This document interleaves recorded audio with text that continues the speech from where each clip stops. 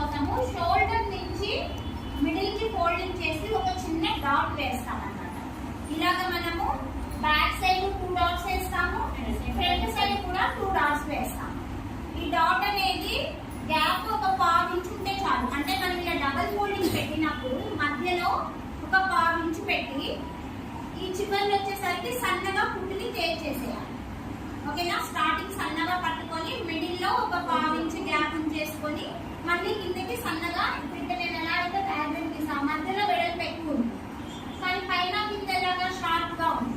అలాగా ఫోల్డింగ్ చేసి మనం కుట్టేస్తాం. అది ఎలా ఎక్కడ ఫోల్డింగ్ చేసి కుడతాము అంటే ఈ షోల్డర్ కి మిడిల్ లో. అదే మీకు గుర్తు, షోల్డర్ కి మిడిల్ లో ఫోల్డింగ్ పెట్టేయడము. ఈ లెంత్ కూడా ఈక్వల్ గా మెయింటైన్ చేయాలి. ఒకటి కిందకి ఒకటి పైకి అట్లా వేయకూడదు.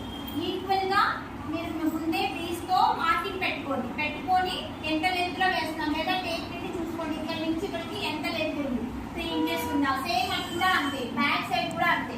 మనం వేసే ఈ 4 డాట్స్ అనేవి ఒకే కొలతతో మెయింటైన్ చేయాలి.